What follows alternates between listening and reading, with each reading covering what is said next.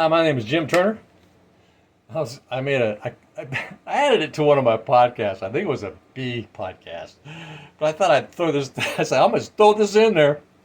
And so what I did was I started some sweet peas the other day, 2 days ago, something like that. Maybe yesterday. I don't remember. No, that's 2 days ago. And so you can see inside this jar. See how they rooted. This is day two, 48 hours. They're rooted. And what's the reason why I like doing that, starting my seeds like that now in a jar? I can see what's viable and what's not. Instead of planting 5 seeds here and 5 seeds there, three. Oh man, 3/4 of that stuff never came up. You know what I'm talking about, you gardeners. So what I do now is I start my seeds first. Kind of get an idea what's coming up and load them in. So I'm gonna go out there and dig my trenches and clear an area. And so this is pushing the middle of July, first week of July. And so I will be getting sweet peas all up and through first good freeze, along with these snow peas. So I plant snow peas too. I get those until they just ain't getting enough photosynthesis, so they just kind of sit there, mostly, you know.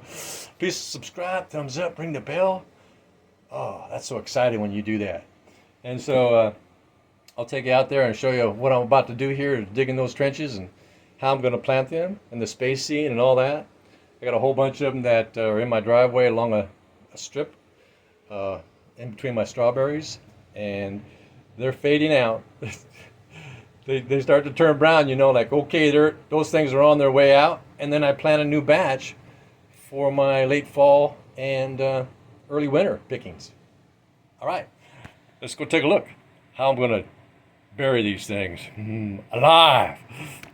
So what I'm going to keep that sun at bay. So what I'm going to do here is I am going to plant these sweet peas all along this trench right there. So I'm going to dig an area and all this whole length here. So I'm going to take out these well, I'll probably leave the spinach seeds. So these are kale seeds. This is all spinach seeds. Just letting the spinach go to seed. The bees loved them. They flowered up, and yeah, I let the kale and lots of stuff go to seed this year because of my bees. It's the first time I've ever done that, let things go to seed. So I'll show you the progression of what I'm about to do here. So this is what they look like. You can see in 48 hours they're ready to rock and roll. So I dug my trench just now here, and I'm just gonna drop a bunch of them in. They like company. You can kind of plant them a little bit close together. They don't mind too much.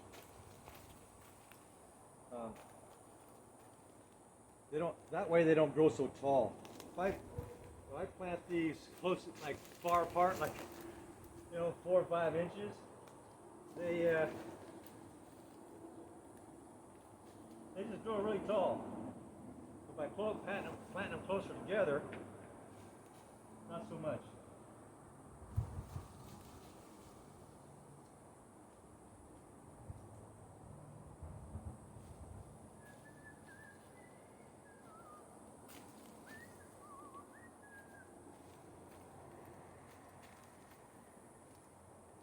Yeah, they don't mind.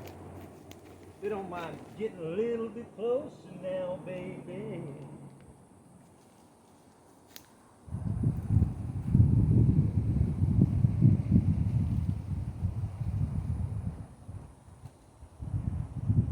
Okay.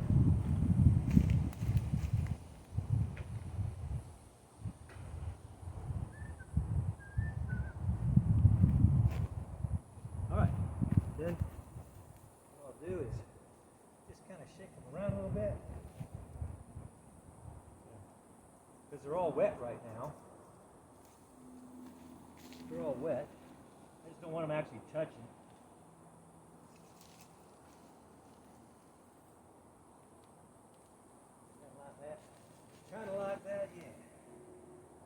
an inch or so apart. Half an inch or something. I don't want them kissing. If I can help it.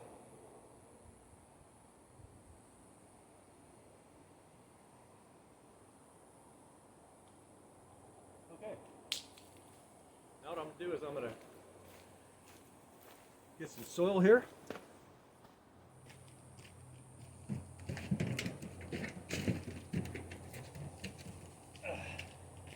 And I'm pretty sure this is worm casting. Yeah, so this is worm casting. Oh, there's my glasses. It's not buried the glasses, huh? Wow. Buried glasses. Maybe you get more, huh? So I'm just going to kind of sprinkle this on there.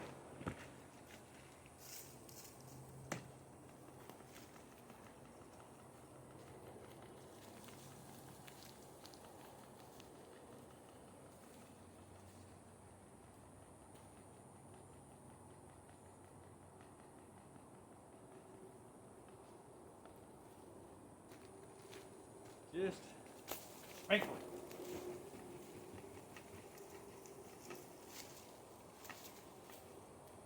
The thing about these worm castings is these plants will be, these snow peas will be up the next day. I mean, most likely they'll be up the next day. So what I'm going to do now is I'm going to grab this little rake, kind of rake them in. Just a little bit.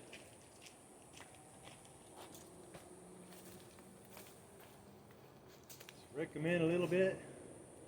About right.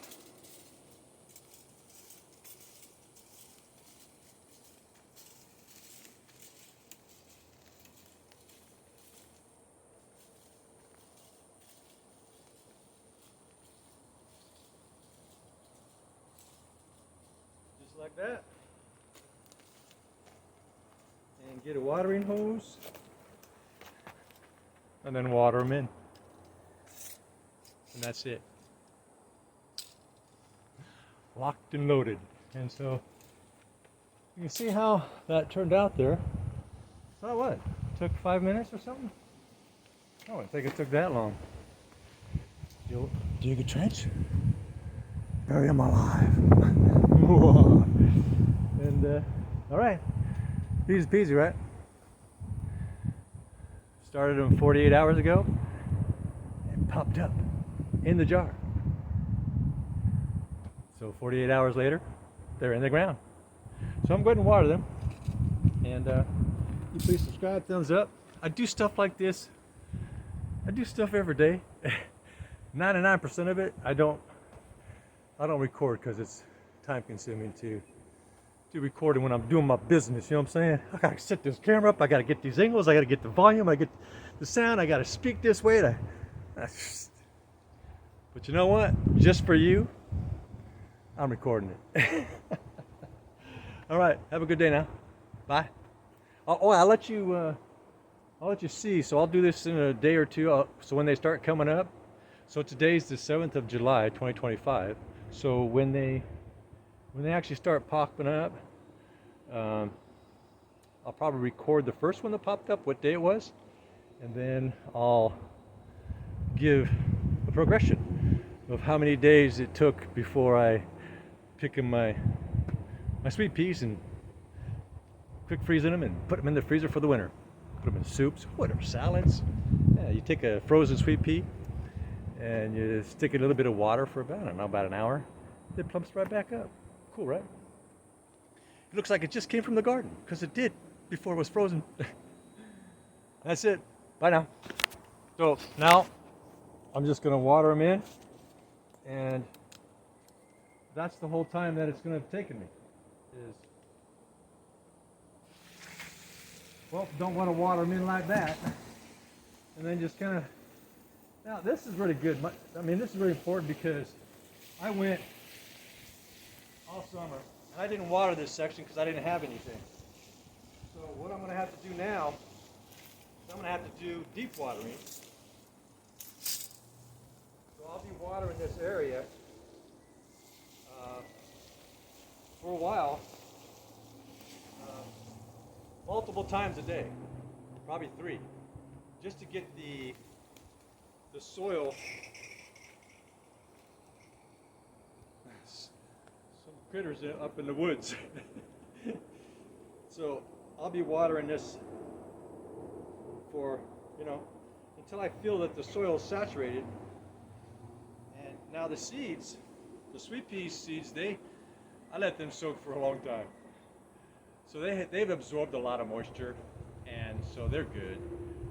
Even if I was like put them in dry, just totally dry soil, and forget to water them, they would probably be okay for 3-4 days without even watering. But I want to give them the best start possible, so I'm just going to go ahead and water them in, baby.